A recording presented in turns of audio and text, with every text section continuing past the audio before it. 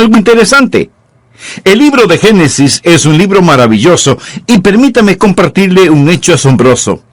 25% del libro de Génesis es acerca de José. Es asombroso porque en el libro de Génesis se relata también la creación del universo y en 4 palabras dice, hizo también las estrellas. 4 palabras para el universo entero y el 25% de este libro relata la historia de un hombre cuyo nombre era José. Creo que el personaje que refleja más a Cristo en el Antiguo Testamento es José. Y tenemos tanto que aprender de él. Y la historia que leeremos acerca de José toma lugar cuando él era un adolescente, 17 años de edad. Casi listo, si viviese en la sociedad actual, para graduarse del colegio. En ocasiones pensamos que estos eran hombres poderosos, grandes hombres que nunca tuvieron ningún problema y que de algún modo nacieron adultos y maduros. Le diré que José provenía de una familia disfuncional. Su padre Jacob era un estafador por naturaleza. Es decir, si estudia la vida de Jacob, entenderá que antes de que Dios cambiara su vida, la volviera al revés y lo pusiera de cabeza, Jacob era un tramposo. Él tenía un tío, Labán, que era más diestro que Jacob y era un timador y estafador. No contaré toda esa historia, mas permítame decirle que además de todo esto, su madre murió cuando él estaba en la adolescencia. ¿Puede imaginarse el trauma de perder a su madre? Él tuvo una madre dulce, bonita, cuyo nombre era Raquel, mas ella murió. Y cuando él creció, amigo, vivió en un nido de avispas, un enjambre de hermanos malos, impíos. Este era el tipo de ambiente en que estaba. Él era un adolescente de 17 años. Así inicia su vida. Y vamos a darnos cuenta en la historia que él se ve en todo tipo de dificultades y problemas. Si usted no está familiarizado con la historia de José, voy a darle tan solo un breve bosquejo en miniatura acerca de este muchacho llamado José. Primero, él era el hijo favorito de su padre. Y creo que era el hijo favorito de su padre porque era hijo de Raquel, quien era la esposa favorita de su padre. Jacob tenía varias esposas, pero el amor de su vida, su verdadero amor, era Raquel, y José era hijo de Raquel. Y Jacob amó a José tanto que le dio una túnica de colores. Después estudiaremos respecto a dicha túnica. Mas él recibe una túnica de colores y él recibe algunos sueños. Dios le habla y Dios le da una visión, y Dios le revela a José, a este muchacho, un joven de 17 años. Un día los recursos de todo el mundo van a estar a tu disposición y los gobernantes mundiales se postrarán a tus pies. José es solo un adolescente de 17 años y Dios le da ese sueño. José se lo cuenta a sus hermanos. Ellos lo envidiaban debido a su túnica de colores, lo que lo distinguía. Sus hermanos le tenían celos porque su padre le amaba más. Le tenían resentimiento debido a sus sueños y las visiones que les contó. Y en una ocasión, cuando estaban afuera en el campo, sus hermanos lo rodearon y lo despojaron de su preciosa túnica. Realmente querían matarlo. Lo lanzaron en un pozo, una cisterna seca para que muriera. Luego, cuando una caravana que iba para Egipto pasó por ahí, ellos dijeron, bien, hagamos algo mejor. En lugar de que muera en el pozo, vendámoslo. Y lo vendieron por el precio de un esclavo. Ahí está este muchacho adolescente. Él no ha hecho nada malo. Ahora él ha sido emboscado por sus hermanos y vendido como esclavo. Puedo verlo atado en la caravana, el látigo silbando en el aire. Y ahí va José, camino a Egipto. Cuando la caravana de ismaelitas llega a Egipto, ponen a José en subasta y lo venden al capitán de la guardia del faraón, Potifar. ¿Quién era Potifar? Bien, él era el líder de la guardia en Egipto. Él era quien protegía al faraón. Y él vio a este apuesto joven hombre, este guapo adolescente, lleno de virilidad y fuerza. La Biblia dice que él era un hombre de hermoso semblante y bella presencia. y él era de hermosa apariencia, y Potifar lo compró y le hizo esclavo de su casa. Mas José era de tal carácter, diligencia, ingeniosidad y fidelidad, que él empieza a ascender de puesto, y poco después él estaba administrando toda la casa de Potifar. No obstante, la esposa de Potifar empieza a desear a José y trata de incitarlo a una relación adúltera, a la cual José se negó. Y no hay peor infierno como la furia de una mujer despreciada. Así que lo acusó de tratar de abusar de ella y violarla, y le contó a su marido lo que este muchacho le hizo. Entonces, su esposo toma a José por el cuello y lo lanza a la cárcel. Allí estaba sufriendo en prisión, no por hacer algo malo, sino por hacer lo correcto, por mantenerse puro. Y estando en prisión, José empieza a ascender a la cima. Él comienza a estar al mando de la prisión y ayuda a otro prisionero para que salga de esta. Este hombre le promete: José, sé que eres inocente. Yo abogaré por ti cuando salga de prisión. Pero él se olvidó de José. Y José continuó pudriéndose en prisión, sufriendo en la cárcel. Él permaneció allí por algún tiempo hasta que el faraón tuvo unos sueños y necesitaba que alguien se los interpretara. Entonces sacaron a José de la prisión porque él tenía la sabiduría de Dios. José le interpreta los sueños al faraón. Iban a venir 7 años de abundancia y 7 años de escasez. Entonces el faraón dice: José, eres tan sabio, tan inteligente, voy a ponerte a cargo de todo. José empieza a almacenar grano, y después de un tiempo, José llega a ser el salvador de ese mundo en el aspecto físico, material, y Faraón exalta a José. Él es el primer ministro de Egipto. Este era el joven vendido como esclavo, y él ascendió. Ahora él es el primer ministro de Egipto. Y hubo hambre en la tierra.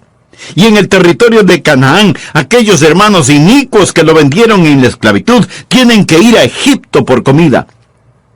Ellos no sabían quién era José, es decir, José vestía como un egipcio. Él había crecido y cambiado. Mas ellos vinieron y tuvieron que comparecer ante José y pedirle granos. La historia es tan interesante, mas no puedo entrar en detalles porque no nos alcanza el tiempo. Finalmente, José se revela a sus hermanos y los perdona. Trae a su padre, el anciano Jacob, desde Canaán hasta Egipto. Es una historia gloriosa. Es una de las mejores historias jamás escritas. No es ficción. Es un hecho. Es verdad. Dicha historia está llena de verdades bíblicas. Existe un tema principal. Bien, miremoslo ahora. Sírvase buscar Génesis capítulo 39 por un momento y leamos por favor los versículos 2 y 3. Note lo que dice Génesis 39, versículo 2. Mas Jehová estaba con José, y fue varón próspero con él. ¿Lo ve usted? Observe el capítulo 39, versículo 21. Pero Jehová estaba con José, y le extendió su misericordia, y le dio gracia a los ojos del jefe de la cárcel. Ahora leamos por favor el capítulo 39, versículo 33.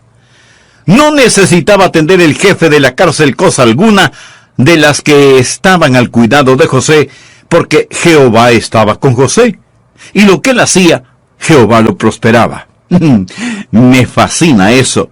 Jehová estaba con José. Jehová estaba con José. No importa lo que pasó. Aquí estaba un hombre que estaba practicando la presencia de Dios. Bien, ¿le gustaría eso? ¿Le gustaría prosperar? Hablo de tener verdadera prosperidad. Esta no es necesariamente riquezas. La prosperidad es la realización progresiva de la voluntad de Dios para su vida. ¿Le gustaría prosperar?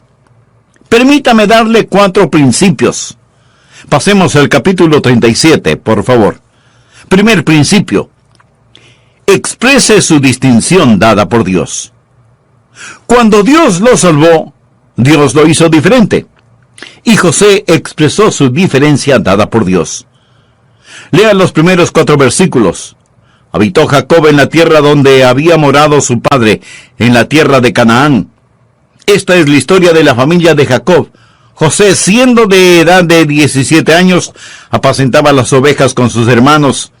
Y el joven estaba con los hijos de Bila y con los hijos de Silpa, mujeres de su padre, e informaba José a su padre la mala fama de ellos. Ahora bien, eso no significa que él era un chismoso. Significa que decía la verdad. Llamaba a Israel a José más que a todos sus hijos, porque lo había tenido en su vejez, y le hizo una túnica de diversos colores. Y viendo sus hermanos que su padre lo amaba más que a todos sus hermanos, le aborrecían, y no podían hablarle pacíficamente. Por favor, anótenlo claro y en mayúscula. José era distinto y José era diferente, y la túnica de diversos colores que vestía era una marca de su distinción. A José se le dio la primogenitura, que era tanto espiritual como material, es decir, él era distinto debido a su nobleza. La túnica de diversos colores y mangas largas era una marca de nobleza. Ahora, ¿qué es lo que eso me dice a mí hoy en día? ¿Qué es lo que eso le dice a usted? Amigo, quiero decirle que nosotros pertenecemos a la nobleza en el Señor Jesucristo. ¿Sabe quién le está predicando este mismo momento?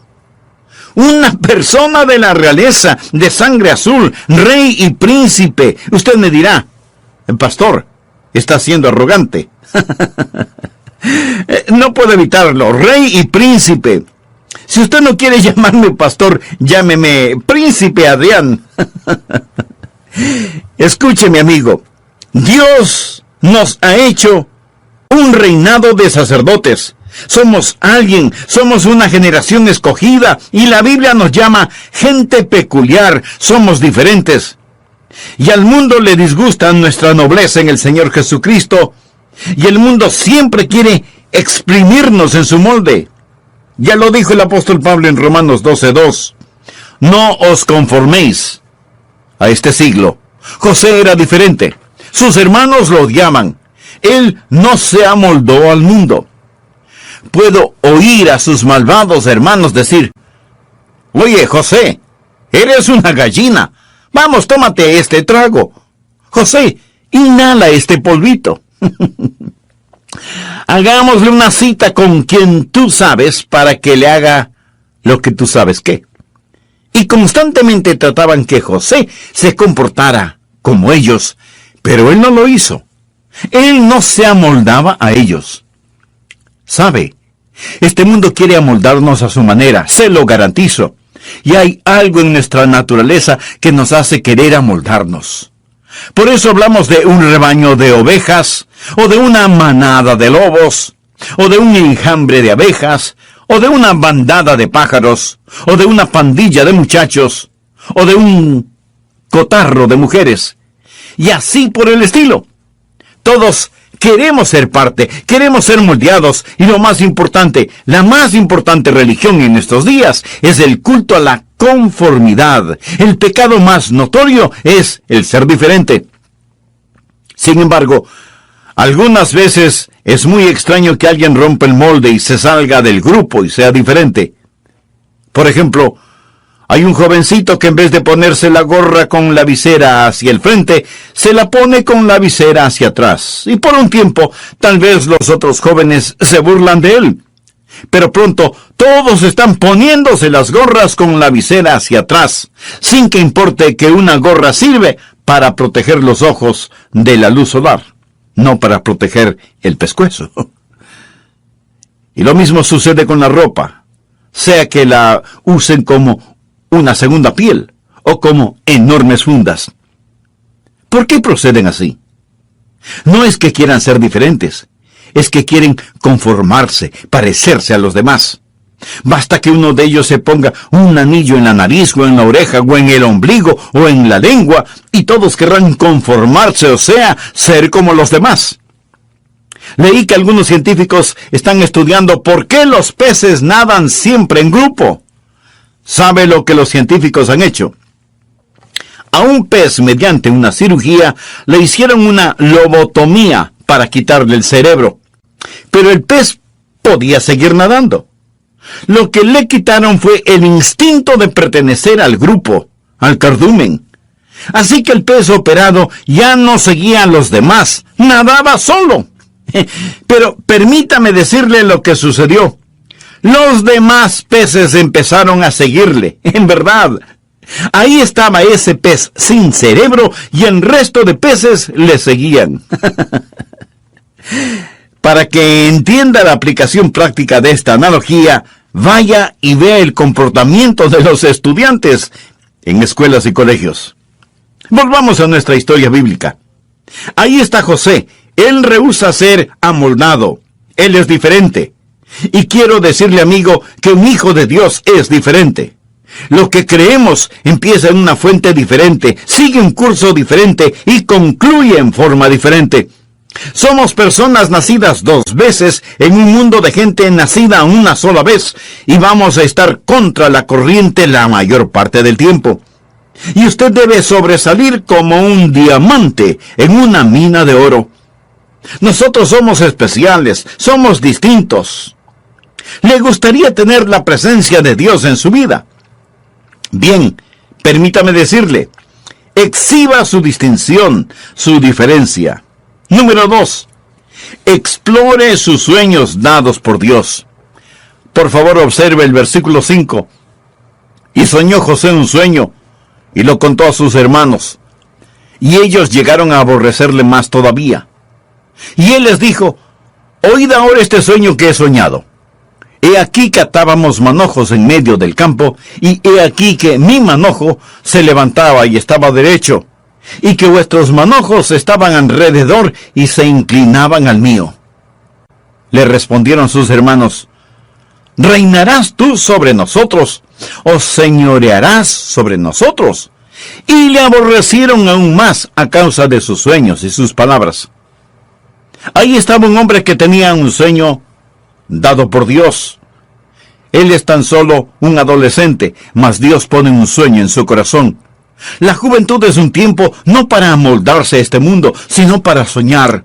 Permita que Dios ponga un sueño en su corazón. Amigas y amigos de nuestro programa El Amor que Vale, me es muy grato el saludarles y darles una cordial bienvenida. Si recuerda el mensaje anterior, sabe que estamos estudiando el tema cómo practicar la presencia de Dios. Y estamos tomando como ejemplo la vida de José en el Antiguo Testamento. Para resumir lo que ya hemos estudiado, permítame preguntarle, ¿le gustaría prosperar? Hablo de tener verdadera prosperidad, y no necesariamente eso significa ser rico. La verdadera prosperidad es la realización progresiva de la voluntad de Dios en nuestras vidas. Así que, ¿le gustaría prosperar? Permítame darle 4 principios. Primer principio, exprese su distinción dada por Dios. Segundo principio, explore sus sueños dados por Dios. Yo era un poco más joven que José cuando Dios me llamó al ministerio. Estaba en el colegio, y mi pastor me dijo que Dios tenía un plan para la vida de cada persona. Y yo quería saber cuál era el plan de Dios para mi vida.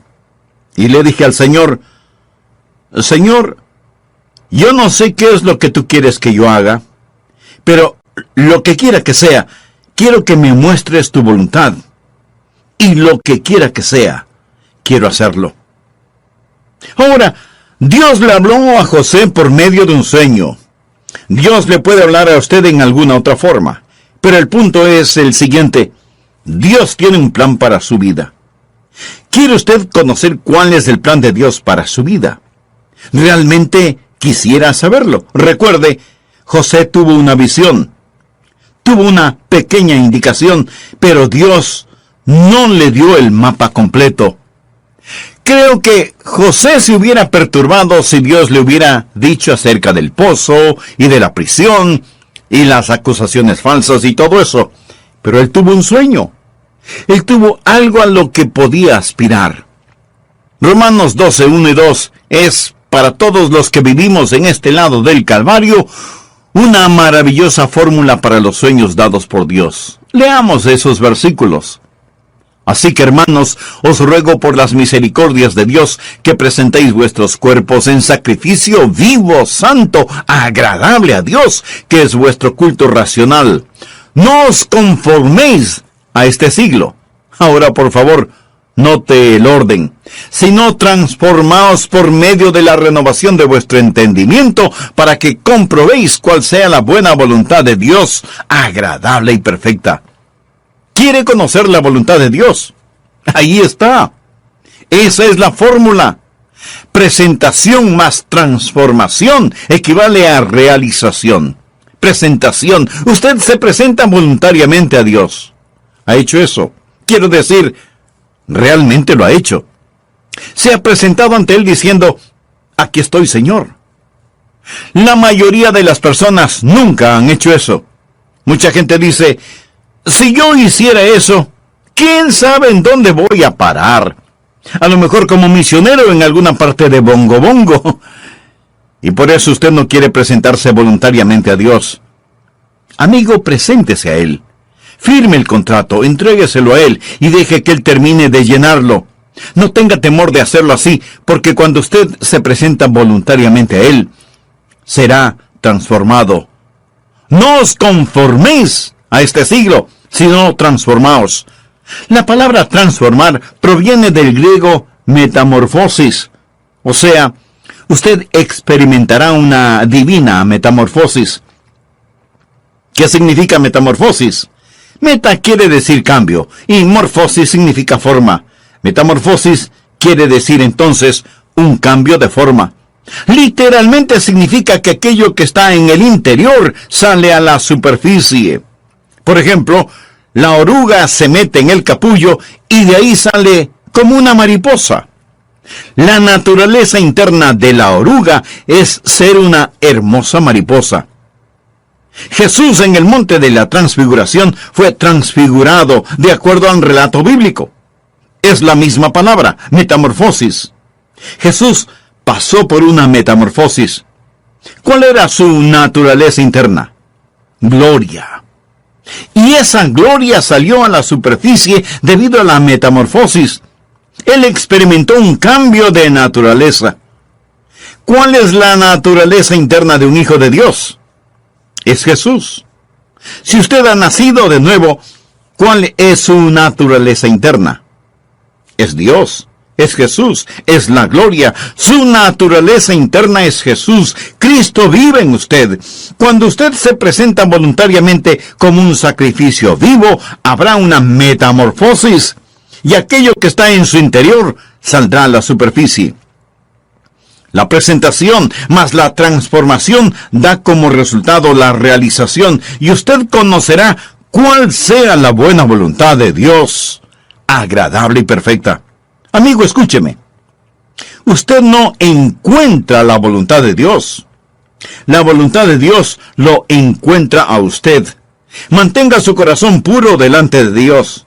Preséntese voluntariamente a Él. Deje que la gloria de Jesús sea visible en usted. Usted tiene la mente de Cristo. Sigue esa corriente y descubrirá que Dios le está guiando. Recuerde, Dios no le dio a José un mapa detallado, sino que le dio un sueño, una visión. Ahora usted no le dice a Dios, Dios, muéstrame qué es lo que quieres que haga y pensaré si lo quiero hacer. No, Señor. Mas asegúrese que sea Dios quien habla. Cuando menciono los sueños, no estoy hablando de ambición carnal. No estoy diciéndole que Dios ha prometido llevar a cabo sus fantasías. Estoy hablando de un sueño dado por Dios. Dios tiene un sueño para usted. Y Dios desea que soñemos, no en sueños, sino sueños dados por Él. El libro de Joel dice en el capítulo 2, versículo 28, y después de esto derramaré mi espíritu sobre toda carne, y profetizarán vuestros hijos y vuestras hijas. Vuestros ancianos soñarán sueños, y vuestros jóvenes verán visiones. En Jeremías 29:8 leemos, ni atendáis a los sueños que soñáis, ¿Por qué? Porque Dios tiene un mejor sueño para usted. Y Jeremías 29:11 dice, porque yo sé los pensamientos que tengo acerca de vosotros, dice Jehová, pensamientos de paz y no de mal, para daros el fin que esperáis. Dios tiene un sueño para usted, y Dios quiere que soñemos sueños, no ensueños, sino sueños dados por Dios. La Biblia dice en Joel 2:29, y también sobre los siervos y sobre las siervas derramaré mi espíritu en aquellos días. ¿Qué está diciendo? Dice, permita que Dios sea real en usted. ¿Cómo sé que mi sueño es dado por Dios? Medite y ore al respecto. Cuando María tuvo una visión acerca del Salvador que habría de venir, la Biblia dice, María guardaba todas estas cosas, meditándolas en su corazón. Un hermoso versículo es Proverbios 4, versículo 18. Dice, mas la senda de los justos es como la luz de la aurora que va en aumento hasta que el día es perfecto. ¿Qué significa? En ocasiones usted no conoce la voluntad de Dios para su vida, incluso para el día de hoy. Mas la senda de los justos es como la luz de la aurora que va en aumento hasta que el día es perfecto. Al principio está oscuro, luego se pone gris con el alba. No se distinguen los colores, solo se ven sombras. Después sale el sol y se ven los colores, pero hay largas sombras. Por último es mediodía, mas la senda de los justos es como la luz de la aurora que va en aumento hasta que el día es perfecto. Cuando era niño dije, Señor, ¿qué es lo que quieres que haga? Y después de un tiempito tuve una semilla en mi corazón y dije, Señor, creo que quieres que predique. Luego fue, Señor, ¿tú quieres que yo predique? Y después fue, Señor, si tú quieres que yo predique, es mejor que me lo dejes saber. Y finalmente dije, Señor, sé que esto es lo que quieres que haga. Asegúrese de sus sueños, báñelos en oración y Dios le guiará. Y aunque usted diga, Señor, si eres tú hablándome, continúa hablándome, explore sus sueños. Eso es lo que José hizo. De paso diré que José era odiado debido a su nobleza, lo despreciaban, y cuando usted tenga un sueño en su corazón, le puedo asegurar que el diablo enviará a su personal del Comité de la Guerra Fría para prevenir que usted realice su sueño, si es que en verdad es un sueño dado por Dios. Una vez cuando todavía era un jovencito, estaba disfrutando de una pequeña siesta en mi dormitorio. Mi papá estaba en el patio con un hombre llamado Bird. Era el sheriff del condado, y yo lo respetaba mucho. Bird le dijo a mi papá, ¿qué es lo que va a hacer Adrián una vez que termine el colegio? Y mi papá respondió, él piensa que va a ser un predicador. Bird comentó, ese muchacho nunca será un predicador, nunca lo logrará. Bird no sabía que yo estaba escuchando sus palabras. Hay mucha gente que dice que no se puede hacer. Pero quiero decirle que si Dios le da un sueño, sí se puede hacer. Los sueños dados por Dios son realizables. Tercer principio, sobrelleve las dificultades dadas por Dios. Cuando hay un sueño dado por Dios, habrá dificultades dadas por Dios. En este capítulo, si usted lee del versículo 8 al 27, se dará cuenta de algunas de las dificultades por las que tuvo que pasar José. Aquí está este hombre, este jovencito más bien, y es ridiculizado por sus hermanos. Hay una conspiración contra él. Primero quisieron matarlo. Luego decidieron lanzarlo al fondo de un pozo seco, de donde hubiera sido imposible salir. Pero finalmente lo vendieron como un esclavo. En la casa en la cual fue llevado a servir, lo acusaron falsamente, y fue a parar en la cárcel. Y ahí estuvo en prisión por mucho tiempo.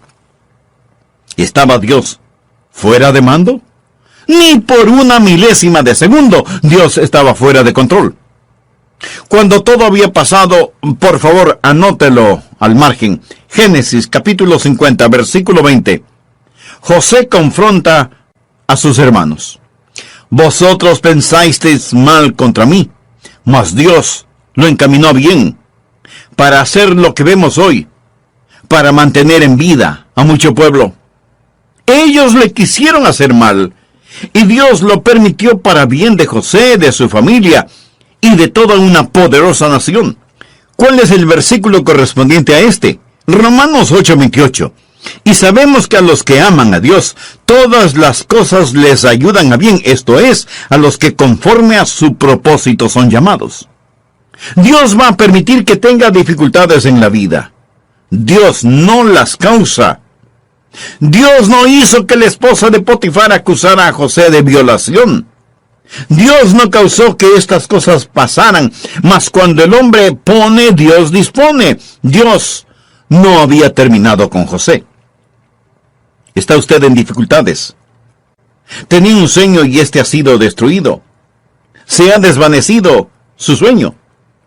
Eso no significa que Dios ha dejado de tratar con usted. Es decir, si usted está en una situación imposible, conozco por lo menos a un hermano que está en este tipo de circunstancias. Dios le dio un sueño y en este momento el sueño yace en fragmentos. Deseo afirmarle que Dios está por encima de todo y no importa lo que Satanás haga, no importa lo que pase, hay un Dios que controla este mundo. Y amigo, es mejor que usted se aferre a esa verdad para practicar la presencia de Dios en su vida. Cuarto principio. Enliste su dinámica dada por Dios. Usted tiene el sueño, usted tiene las dificultades, pero hay una dinámica. ¿Y cuál es esa dinámica? Por favor, regresemos a Génesis capítulo 39. Jehová estaba con él. Jehová estaba con él. Jehová estaba con él. En el libro de Hechos, cuando un gran predicador estaba predicando un sermón acerca del Antiguo Testamento, ¿sabe lo que él dijo acerca de José? ¿Sabe lo que él discernió respecto a José? Anótelo en el margen. Hechos capítulo 7, versículo 9, dice esto. Los patriarcas, movidos por envidia, vendieron a José. Los patriarcas eran sus hermanos. Ellos los llamaban patriarcas. Vendieron a José para Egipto, pero, escuche, pero Dios estaba con él. Me fascina eso. Pero Dios estaba con él. Cuando venía a grabar este programa, un jovencito de unos 12 o 13 años de edad me detuvo y me preguntó, pastor, quiero hacerle una pregunta. Y yo le dije, ¿de qué se trata?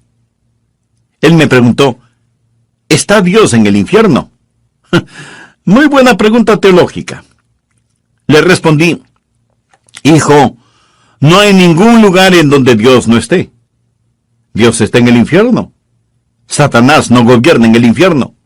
Dios le ha dado a Jesús un nombre que está por sobre todo nombre, para que todas las cosas en el cielo y las cosas en la tierra y las cosas debajo de la tierra confiesen que Jesucristo es el Señor para la gloria de Dios el Padre.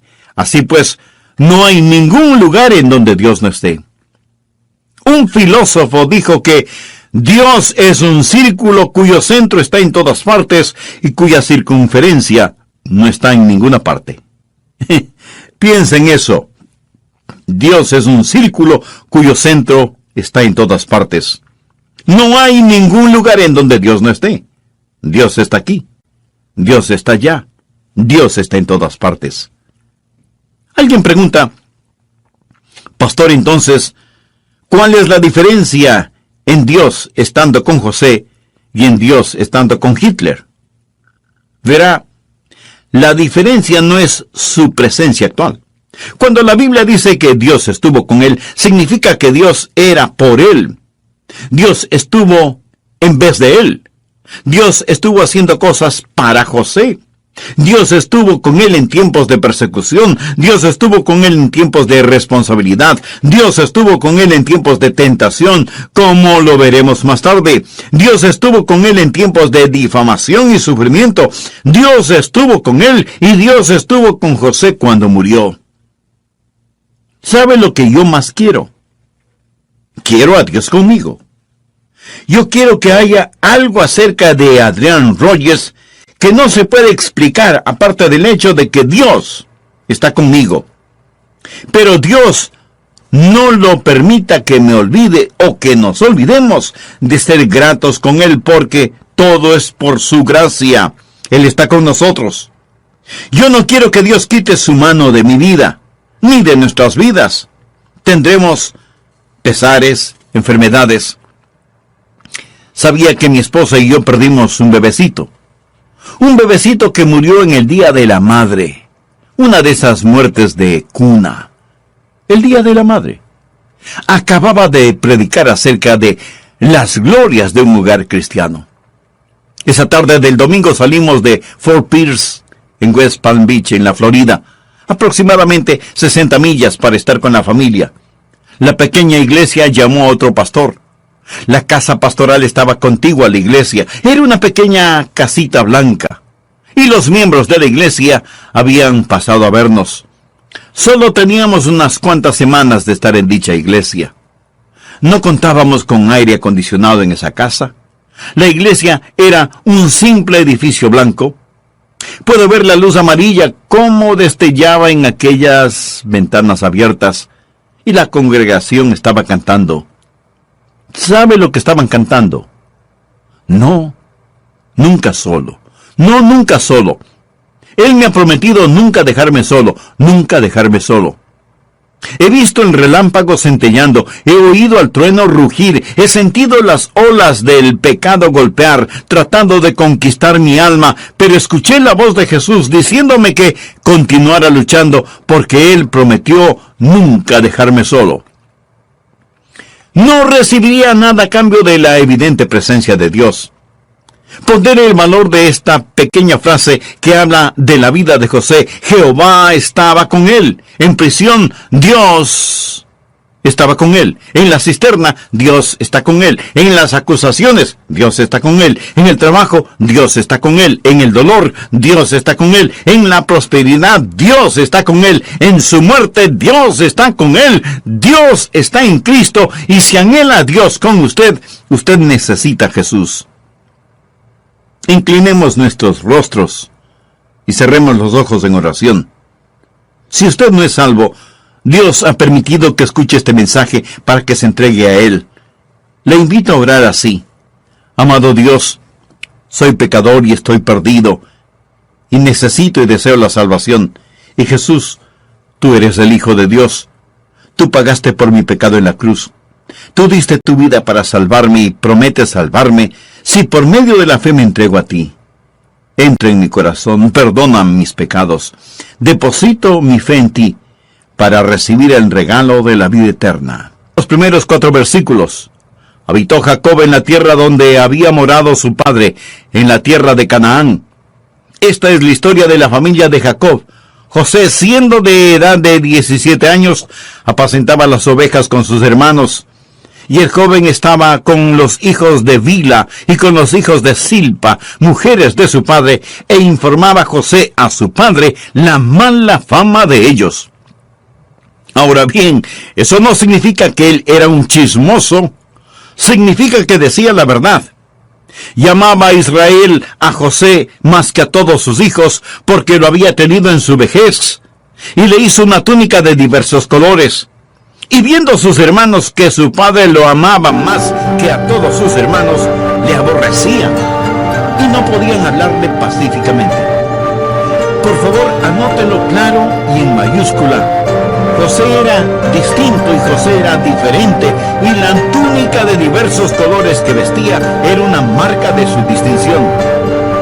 A José se le dio la primogenitura, que era tanto espiritual como material, es decir, él era distinto debido a su nobleza. La túnica de diversos colores y mangas largas era una marca de nobleza. Ahora, ¿qué es lo que eso me dice a mí hoy en día? ¿Qué es lo que eso le dice a usted? Amigo, quiero decirle que nosotros pertenecemos a la nobleza en el Señor Jesucristo. ¿Sabe quién le está predicando este mismo momento? una persona de la realeza, de sangre azul, rey y príncipe. Usted me dirá, el pastor está siendo arrogante. No puedo evitarlo, rey y príncipe. Si usted no quiere llamarme pastor, llámeme príncipe Adrián. Escúcheme, amigo.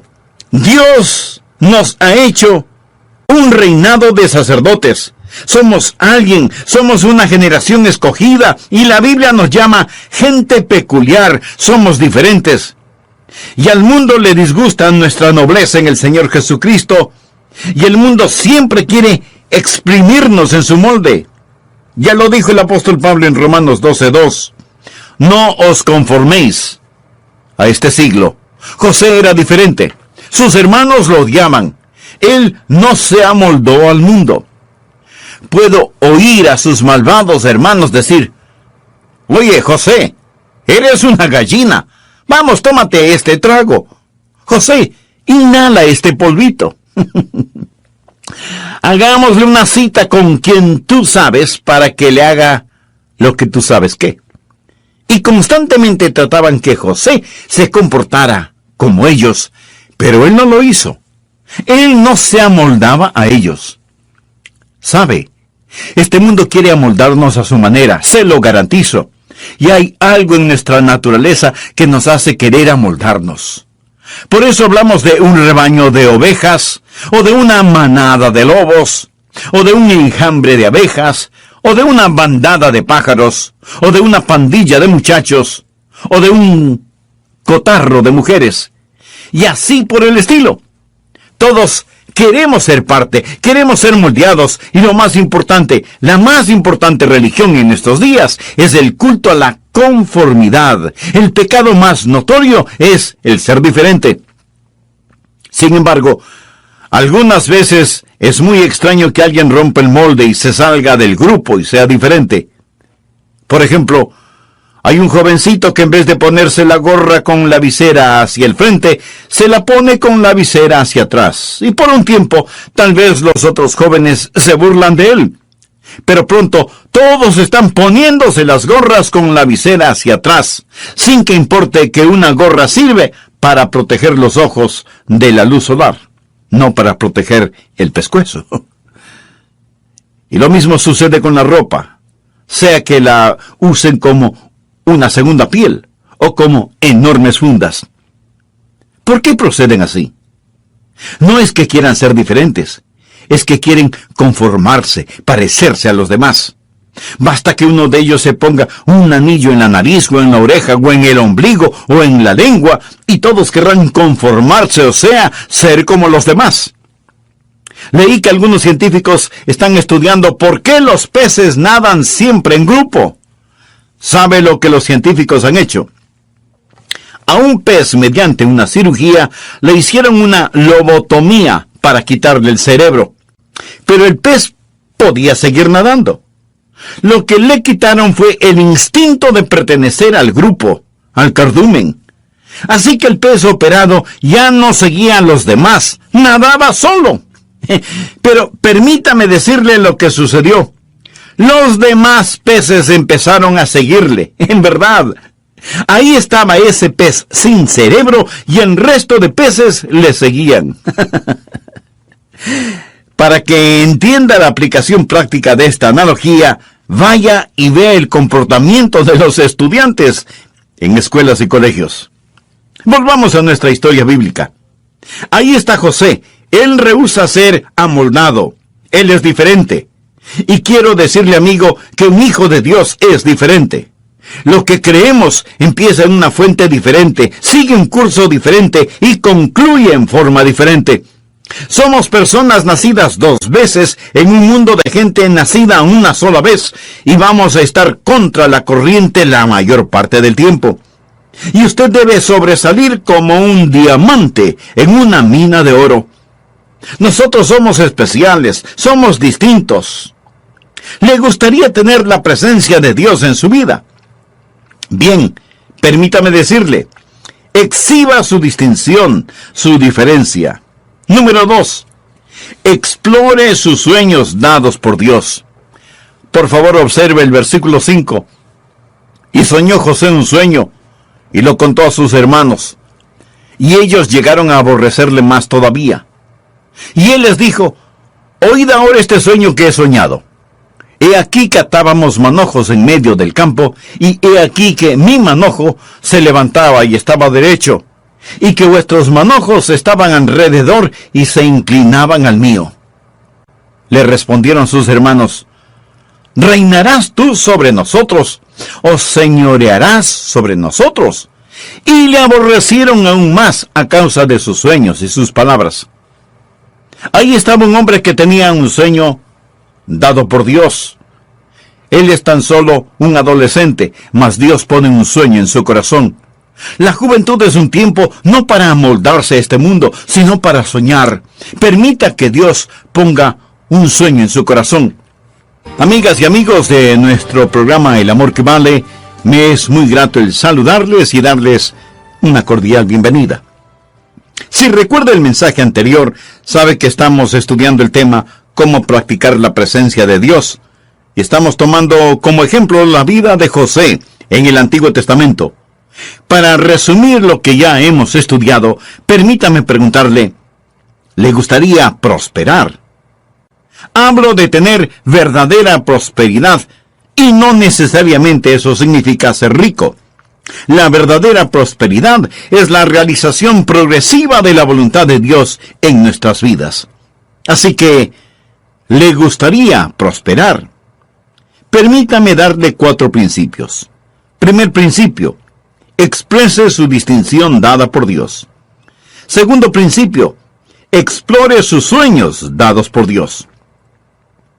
Yo era un poco más joven que José cuando Dios me llamó al ministerio. Estaba en el colegio, y mi pastor me dijo que Dios tenía un plan para la vida de cada persona. Y yo quería saber cuál era el plan de Dios para mi vida. Y le dije al Señor: Señor, yo no sé qué es lo que tú quieres que yo haga, pero lo que quiera que sea, quiero que me muestres tu voluntad. Y lo que quiera que sea, quiero hacerlo. Ahora, Dios le habló a José por medio de un sueño. Dios le puede hablar a usted en alguna otra forma, pero el punto es el siguiente: Dios tiene un plan para su vida. ¿Quiere usted conocer cuál es el plan de Dios para su vida? ¿Realmente quisiera saberlo? Recuerde, José tuvo una visión, tuvo una pequeña indicación, pero Dios no le dio el mapa completo. Creo que José se hubiera perturbado si Dios le hubiera dicho acerca del pozo y de la prisión y las acusaciones falsas y todo eso. Pero él tuvo un sueño. Él tuvo algo a lo que podía aspirar. Romanos 12, 1 y 2 es, para todos los que vivimos en este lado del Calvario, una maravillosa fórmula para los sueños dados por Dios. Leamos esos versículos. Así que, hermanos, os ruego por las misericordias de Dios que presentéis vuestros cuerpos en sacrificio vivo, santo, agradable a Dios, que es vuestro culto racional. No os conforméis a este siglo. Ahora, por favor, note el orden. Sino transformaos por medio de la renovación de vuestro entendimiento, para que comprobéis cuál sea la buena voluntad de Dios, agradable y perfecta. ¿Quiere conocer la voluntad de Dios? Ahí está. Esa es la fórmula. Presentación más transformación equivale a realización. Presentación. Usted se presenta voluntariamente a Dios. ¿Ha hecho eso? Quiero decir, realmente lo ha hecho. Se ha presentado ante Él diciendo: aquí estoy, Señor. La mayoría de las personas nunca han hecho eso. Mucha gente dice: si yo hiciera eso, ¿quién sabe en dónde voy a parar?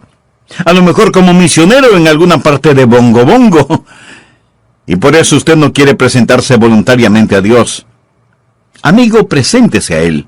Firme el contrato, entrégueselo a Él y deje que Él termine de llenarlo.